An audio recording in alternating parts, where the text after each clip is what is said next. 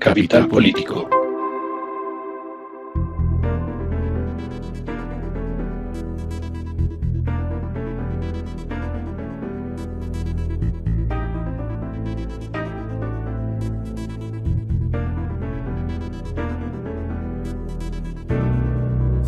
Este es un episodio especial de Capital Político. Ya se acerca vertiginosamente la segunda vuelta, las votaciones del 19 de junio, y nosotros queremos dejarles a ustedes, la comunidad que oye este podcast, herramientas para que sopesen los dos modelos de país que van a jugársela, y jugársela creo que es exactamente lo que va a pasar, porque se siente la misma incertidumbre de un partido de fútbol en las votaciones de la segunda vuelta.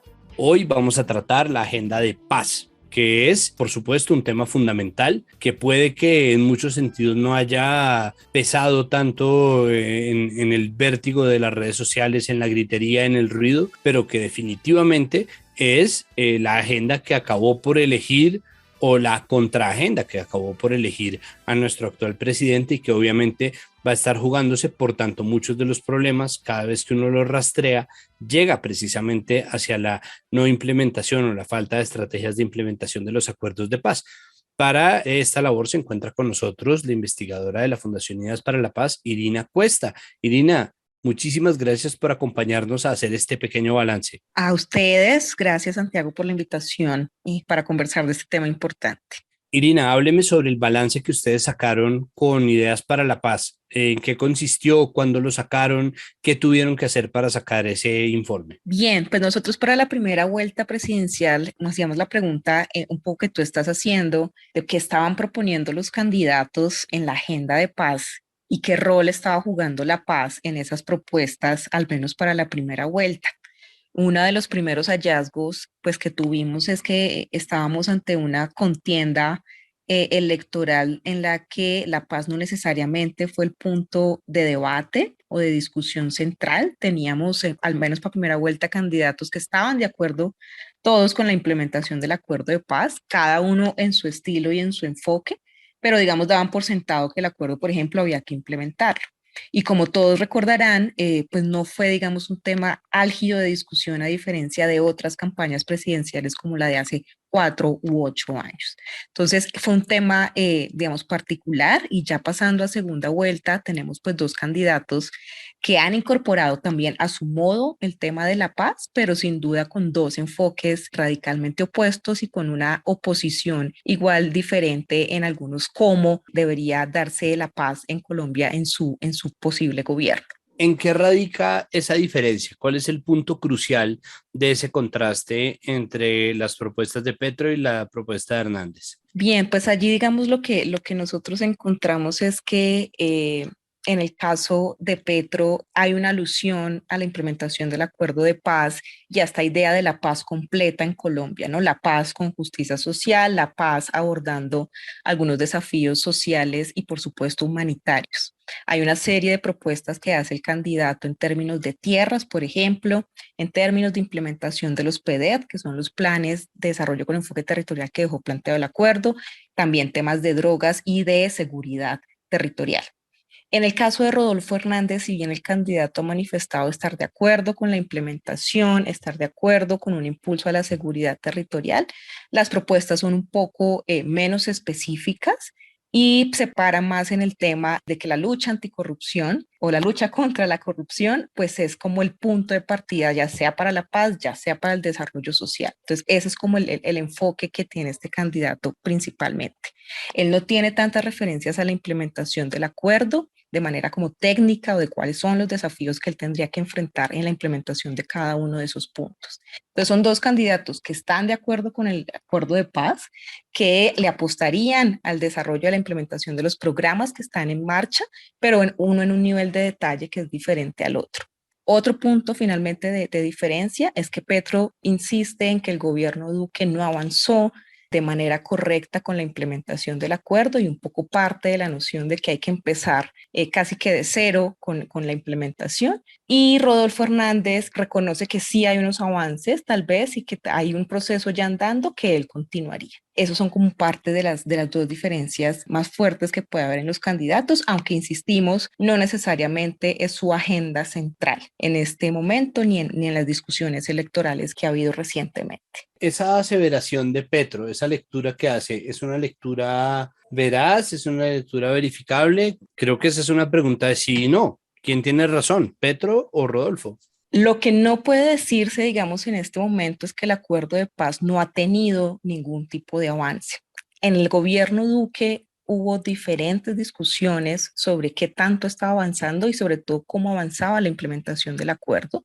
Hay muchas, digamos, demandas por las garantías de seguridad que no avanzaron. La sustitución de cultivos, pues es difícil negar todos los problemas que tuvo, pero hay que reconocer, sin embargo, que en el gobierno Duque hubo algunos avances, por limitados que fueran, ¿no? Alguna disposición de recursos para los PEDET, unos avances en obras en zonas de implementación del acuerdo de paz. Entonces, la respuesta realmente es intermedia. La respuesta es sí se avanzó, no estamos empezando, no empezarían estos candidatos un acuerdo de paz desde cero, eso no es tan así, pero pues sin duda hay unos desafíos punto por punto del acuerdo por estar en unos niveles de avance diferentes. Y esto va a implicar una lectura más técnica de qué necesita la implementación del acuerdo de paz en este momento.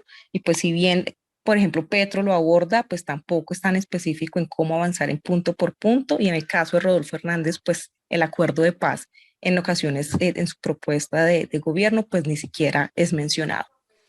Pues de hecho, la propuesta con respecto a acuerdos de paz de Rodolfo Hernández es pegar al ELN a hacer una especie o a firmar una especie de otro sí de los acuerdos ya firmados con las FARC. Petro propone en cambio una negociación completa. Ahí ustedes cómo lo ven? ¿Será que es posible simplemente replicar los puntos negociados en La Habana con el ELN? Allí ese es un punto también, pues coincidente y diferente entre los dos candidatos. Tenemos dos candidatos que coinciden en que con el ELN hay que negociar o que tiene que haber una salida que llegue a un acuerdo con este grupo. Pero las dos formas que plantean, pues es diferente. Por supuesto, Petro es más del ala de que hay que retomar el diálogo, que ya se estaba avanzando. No llega pues a la especificidad de contar en su programa de gobierno cómo lo haría o cuáles serían un poco las condiciones para que ese diálogo se pueda dar. Y en el caso de Rodolfo Hernández, que es como la propuesta que más ha llamado la atención, que es este otro sí, como esta adhesión del ELN al acuerdo que ya existe con las FARC. Esa propuesta de Rodolfo pues ha llamado la atención porque pues estamos hablando de dos grupos guerrilleros que son notablemente distintos, que han tenido una trayectoria de negociación con el Estado colombiano distinta y que digamos de manera técnica pues no es tan claro cómo podría hacerse esa adhesión, pero digamos que ha llamado la atención por la particularidad de su propuesta, pero en términos técnicos, insisto, de cómo se daría el diálogo, en ninguno de los dos casos necesariamente está aún claro de cómo se sentarían o cómo llamarían de nuevo al ELN a un diálogo nacional. La buena noticia es que los dos, digamos, están en la línea de que hay que negociar, hay que dialogar con el ELN y que hay un tema humanitario que hay que atender de manera prioritaria. Otro asunto de la agenda de paz que es crucial es la política de drogas, ¿no? Que finalmente ha sido uno de los puntos más crudos dentro de la implementación en el gobierno Duque y es la creación no de una política de drogas, la sustitución de cultivos. Ahí Rodolfo habla sobre darle la droga a los consumidores, que es algo que de hecho Petro buscó hacer también durante su alcaldía en Bogotá y Petro pues tiene una política más en detalle. ¿Cómo están ellos en política de drogas y sustitución de cultivos?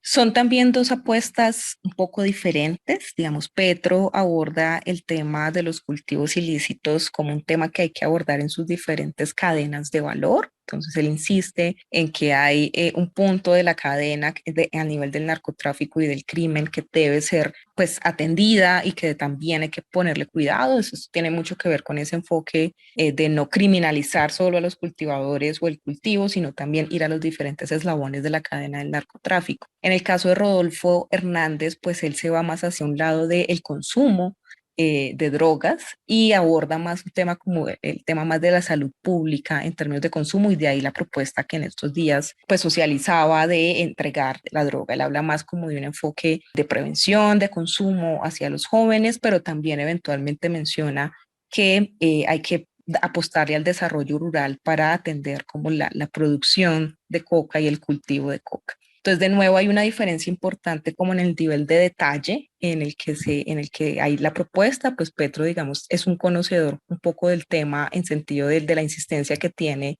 de abordar el desarrollo rural, de la implementación del acuerdo de paz, de también una política criminal que ataque el narcotráfico.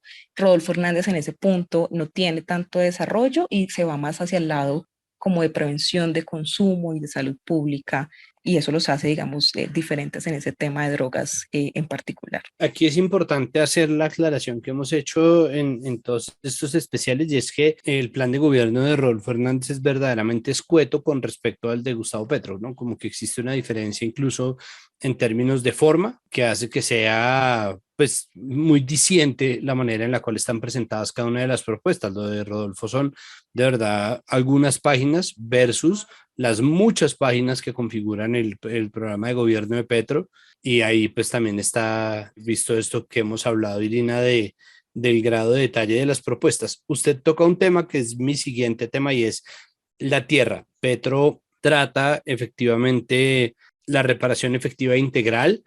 Esto toca el punto uno, que es la reforma agraria integral, habla sobre la tenencia de la tierra. Rodolfo tiene una propuesta para el desarrollo del campo, pero al mismo tiempo quisiera saber si es suficiente o cómo ven ustedes el asunto agrario que fue tan importante en las negociaciones de La Habana y que siempre termina relegado en la lista de prioridades. Esto obviamente es mi opinión, pero me parece que es evidente hasta qué punto se lo echa para atrás en la lista de prioridades.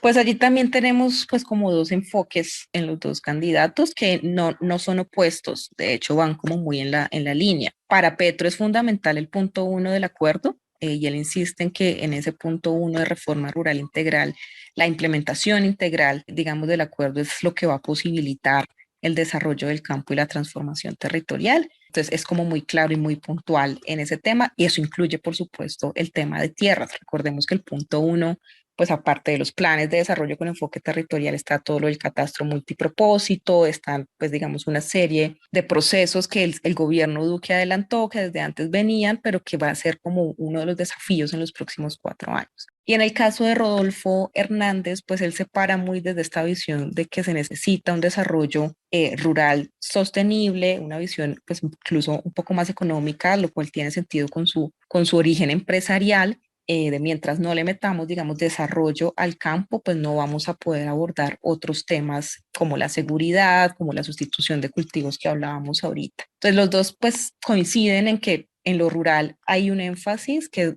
el tema del desarrollo está, digamos, en el centro de abordar otras problemáticas como la seguridad, pero digamos que quedan en mención de manera muy particular. Para Petro es un tema, ya está en el acuerdo, hagámoslo. Para Rodolfo es inventémonos cosas o creemos cosas para ese desarrollo, ese impulso económico del campo en Colombia. Hay una parte del programa de Petro que habla sobre la cultura de paz, la manera en que pretenden abordar el problema de la paz desde la retórica. Es decir, eso obviamente tiene que ver con el tratamiento a las víctimas, memoria, verdad, justicia, reparación y garantía de no repetición, todos los mecanismos que están implementados desde pues, la Comisión de la Verdad, que entrega posterior a las elecciones su informe, pero además el trabajo de la JEP y los mecanismos de verdad del Centro Nacional de Memoria Histórica. Bueno, todo lo de la cultura de paz está obviamente tocado por esa idea que esgrime Petro, ¿no? Colombia hacia una cultura de paz, ¿no? Y habla sobre la construcción de una política pública de reconciliación y convivencia con el Consejo Nacional de Paz. Dice que eso está también en los acuerdos. ¿Qué dice de eso el programa de Rodolfo? ¿Dice algo en absoluto? ¿Existe algo en esos terrenos del diálogo?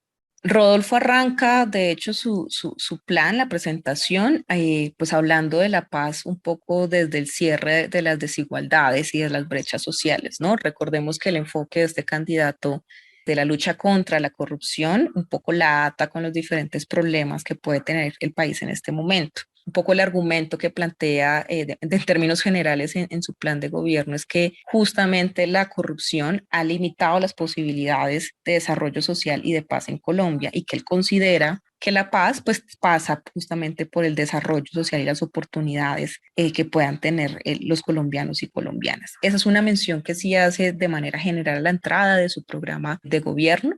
Sin embargo, sus propuestas, digamos, en los diferentes puntos, como hemos mencionado, pues son un poco más dispersas en exactamente cómo se llega entonces a esa paz y qué rol tendría como el acuerdo de paz. Hay poco desarrollo sobre la implementación del acuerdo, pero el candidato sí lo aborda, pero lo aborda desde esa visión, digamos, que ya todos conocemos y le hemos escuchado en términos de que la corrupción es como un pilar importante tanto para temas de paz, igualdad social, seguridad, etcétera, etcétera. Teniendo en cuenta que los programas de gobierno no siempre se cumplen, ¿no? No parecen ser de estricto cumplimiento en ninguna medida, tampoco lo son las propuestas, ni las ideas, ni las semipropuestas, ni las cosas que salen en los debates, pero obviamente son el camino, son el rasero con el cual se mide a los candidatos o a quien llegue finalmente a la presidencia.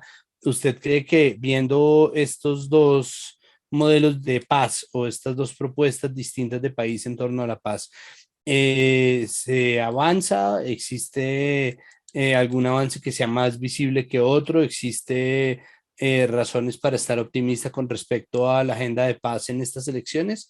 ¿O todavía es insuficiente, todavía es muy poco? Pues creo que el hecho de que la paz no haya estado como en el centro de debate y de atención en el proceso electoral, pues ya nos deja un poco ver que la agenda no está siendo tan prioritaria. Vamos a entrar en un momento en que ya el acuerdo de paz va a entrar en su sexto año, con unos desafíos profundos, con una baja credibilidad por parte de las comunidades de las regiones afectadas por el conflicto en Colombia.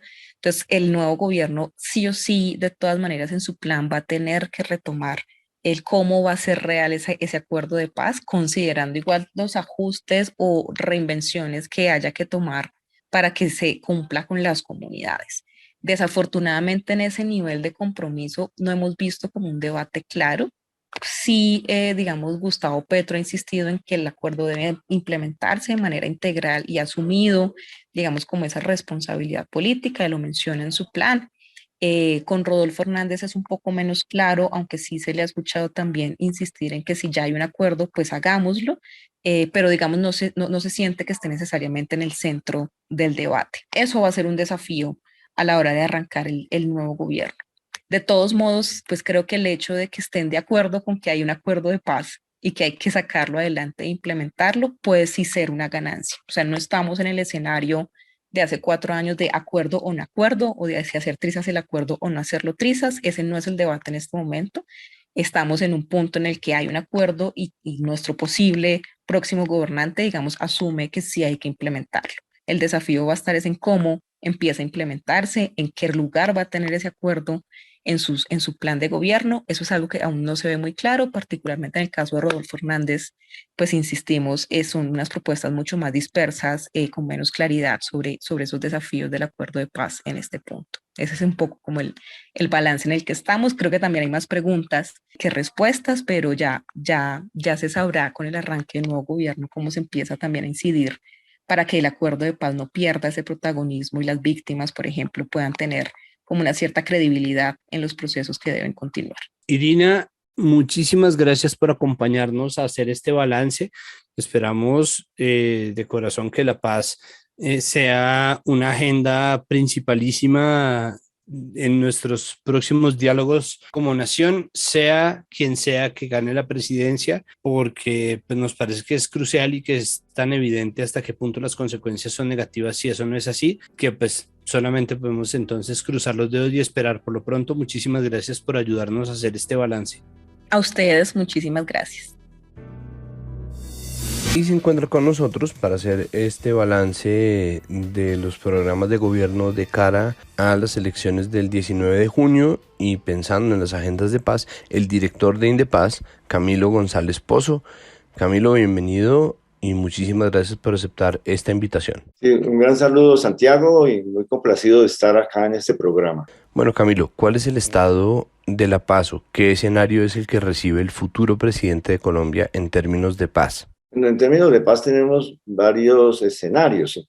El primero es sobre la implementación del acuerdo de paz. Según los informes que se han hecho de seguimiento, pues tenemos un déficit muy grande en muchos capítulos, especialmente en el capítulo de tierras, el capítulo agrario, en la reforma política, en lo que tiene que ver con pues, situaciones de seguridad, política de drogas y de cultivos y garantías de seguridad para los excombatientes, incluso de derechos de las víctimas. Hay un gran déficit porque pues, el actual gobierno aplicó de manera parcial, no integral y solamente en algunos puntos que consideraba coincidentes con el programa de partido, pero en eso estamos, digamos, muy atrasados respecto a las metas planteadas. Pero hay otro tema y es que hay una reorganización de violencias. Se ha deteriorado mucho la situación en algunas regiones del país, por lo menos en la tercera parte de los municipios del país hay riesgos altos y no se han atacado los factores estructurales del conflicto, los grandes problemas de macrocriminalidad y de entronques con poderes económicos y políticos. Entonces, ahí hay una crisis de seguridad humana y humanitaria muy fuerte y la necesidad de realmente opciones para el desmantelamiento de todos esos motores de violencia. Y el tercer elemento es que hay nuevos problemas para la paz. Es decir, las líneas rojas del acuerdo de paz hace rato que ya quedaron borradas y tenemos la necesidad de una paz más grande. Para poder hacer la paz, digámoslo, parcial, se necesita dar un salto adelante con una paz más grande que involucre nuevos temas, el tema social, el tema de la inequidad, el tema de la crisis ambiental, de alternativas para la población, es decir, de justicia social. Entonces, transitar al posconflicto son muchos los retos que tiene Colombia y una política integral de transformaciones democráticas y de justicia social. ¿Cuáles son las propuestas de los candidatos en términos de paz y qué tan aguda es su lectura frente a este escenario? Bueno, la verdad que tenemos desde los candidatos miradas muy distintas alrededor del tema de la paz. Rodolfo Hernández apenas está introduciendo el tema de paz en sus discursos. La verdad es que no ha sido una gran preocupación.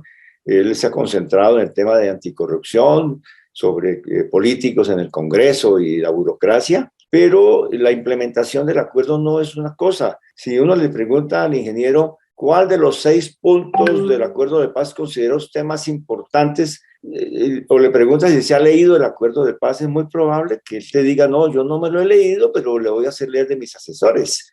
Y en relación a la paz, la única propuesta que tiene es la de hacerle firmar un otro sí al ELN, al acuerdo de paz con las FARC. Y eso pues realmente es muy cortico, no es viable. Eso es el emplazar al ELN y decirle firme lo que firmaron la paz, es decir que no se va a trabajar en esa dirección. Y tampoco tiene una propuesta sobre los otros motores de violencia, no solamente los otros grupos armados de estructuras mafiosas y grupos narcoparamilitares o disidentes, sino sobre otras dimensiones que se necesitan para una política de paz. Veo por el contrario que el pacto histórico pues surgió de un compromiso con el acuerdo de paz. Lleva en esta lógica más de 12 años desde que se iniciaron las conversaciones de paz al inicio del gobierno de Santos y ahí ha habido un eje muy importante y una visión integral de la paz. Hay como más experiencia. Aparte de eso, pues el candidato Petro es firmante de un acuerdo de paz en el año 90, impulsor de la Asamblea Constituyente como gran acuerdo de paz para todo este trayecto histórico de principios del siglo XXI, ¿no? Y aparte de eso, ha hecho un ejercicio, votó sí por el plebiscito, impulsó el fast track, impulsó las reformas que ha requerido la implementación del acuerdo de paz. Ese es un tema que le es desconocido, desafortunadamente, al ingeniero. De modo que ahí tenemos una gran diferencia entre las dos propuestas. Camilo, ¿usted encuentra frente a los programas de ambos candidatos omisiones con respecto a la paz? ¿Qué siente que le hace falta a los programas de gobierno de Rodolfo Hernández y Gustavo Petro en términos de paz? Pues digamos que sí, que ha habido, por un lado, el asunto de la solución política negociada a la paz, pues no ha ocupado un lugar central en las campañas. No podríamos decir que Petro tiene ahí un gran tema. Él ha hecho más énfasis en el asunto del cambio climático, en ciertas reformas sociales, de la seguridad social, del tema de pensiones, de salud, y sobre el asunto de la paz, pues tiene un enunciado general de implementación de los acuerdos y de búsqueda de una paz más grande. pero no ha sido, digamos, el gran tema de campaña. Y en el caso del ingeniero sí que menos, él afortunadamente lo ha incorporado y colocó este tema del ELN y comenzó a hablar de la palabra acuerdos de paz. Digamos, eso está bien, eso es importante que lo haga. Yo creo que las declaraciones, hay gente que dice, no, las palabras se las lleva el viento. No, yo creo que las palabras las cobra la historia, las cobra la gente luego va a confrontar a los candidatos que resulten elegidos con sus propias palabras de discursos. Pero de todas maneras deberíamos decir que hay un déficit de compromisos, discursos, explicaciones y planteamientos alrededor de la paz. Hay capítulos, por ejemplo, en estos días se ha tomado un tono más importante el capítulo de la política de drogas. Y allí el candidato del ingeniero soltó una propuesta que ha sonado, pues ha resumbado por lo rupturista que es la de entregar la dosis personal a todas las personas consumidoras y adictos a través de mecanismos estatales, de esa manera quebrar el negocio. Sobre eso yo creo que pues hay que hacer una discusión importante, pero es un tema bien planteado, importante, que tiene problemas técnicos de alcance de explicaciones ya operativas, porque pues allí hay dudas, bueno, de dónde va a sacar, a quién está destinado, demasiadas preguntas, pero no está mal que haya colocado el tema de esa manera abrupta. Petro pues tiene su experiencia de lo que hizo en la alcaldía, de estos centros de atención especial para consumidores y demás, y tiene un planteamiento de regulación del consumo adulto y también de trabajar en la perspectiva de superar los límites de la prohibición, con planteamientos internacionales también. Entonces digamos que ese es un buen debate. Hay otro tema importante que tiene que ver con las Fuerzas Armadas. Allí hemos visto un discurso mucho más radical del ingeniero Rodolfo Hernández, que ha llegado a decir que va a recortar el presupuesto de los militares y que les va a poner en cintura un gasto que considera corrupto y unos sistemas de contratación. Yo creo que esa es una discusión importante que ha colocado sobre la mesa. El candidato Petro no toca esos puntos que son sensibles y que seguramente en su boca resultarían de un debate. Imagínese usted si Petro hubiera dicho lo que dijo el ingeniero. Eso me ha dicho, este país estaría revuelto y muchos zapateiros habrían salido a decirle, no, hay una gran diferencia. Petro dijo que habían unos militares que habían hecho complicidad y connivencia con mafias y demás, y saltó inmediatamente el comandante y casi se lo come en vivo. En cambio, el ingeniero ha dicho que va a metérsela a la cueva y que va a recortar presupuestos y que son unos ladrones, y ha pasado como así, ha resbalado, ¿no?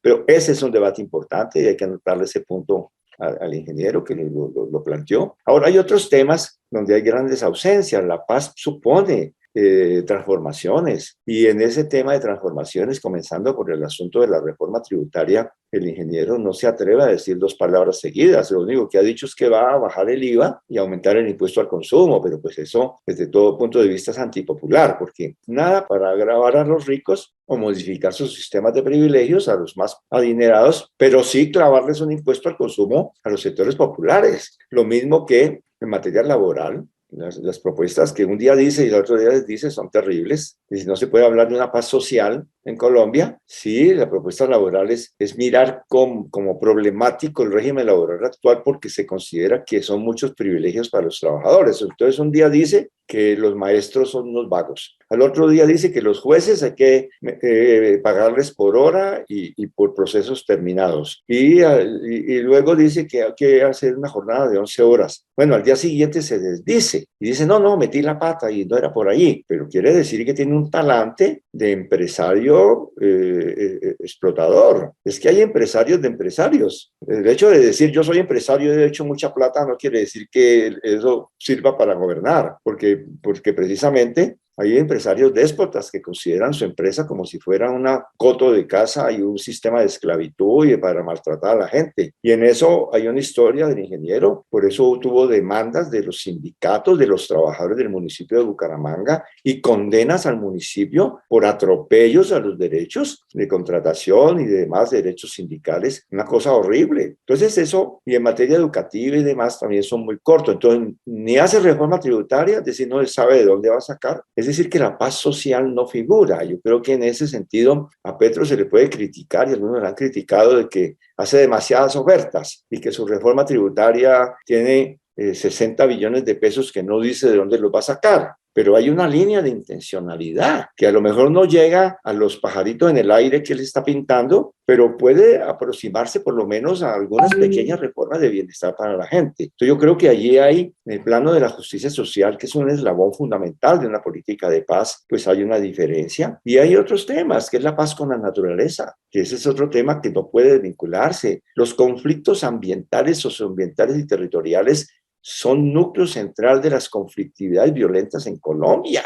Entonces hay que tener una política ambiental, una política frente a los ríos, frente a la Amazonía, una política latinoamericana, una política de negociación en el escenario internacional para una responsabilidad diferencial. Es decir, esto es un tema grueso sobre el cual no habla el ingeniero. Entonces yo veo que allí, por supuesto, yo tengo una visión parcializada, eso no puedo disimularla, yo creo que se notó ya a esta altura, ¿no? Y la verdad es que, aparte de cualquier consideración, yo le reconozco al ingeniero que es ingenioso, que sabe manejar contratos, que hizo una gestión municipal allá, que vigilaría contratos, pero en los demás temas de Estado, de hacienda pública, de derechos humanos, de construcción de paz, de cambio climático, de temas fundamentales, tiene una precariedad muy grande. Y sus dos asesores, el argentino y el poeta, yo creo que no le son suficientes, ¿no? Y un presidente no puede decir, yo no sé nada, pero voy a tener asesores. Pues claro, y hay un poco de gente que está dispuesta a asesorarlo. No directamente, digamos, los que lo están haciendo el abrazo del oso. Yo creo que no va a meter a Uribe de ministro de Defensa, ni a Paloma ordenamiento territorial para dividir el Cauca, ni nada por el estilo. Pero va a poner a los tecnócratas que le digan los gremios económicos. Va a ser un gobierno corporativo porque eso es lo que él sabe, eso es lo que le merece confianza. Entonces, por eso yo veo que va a llenar los vacíos de conocimiento con una tecnocracia y con un régimen corporativo que no es precisamente una dinámica de cambio en nuestro país. Muchísimas gracias, Camilo.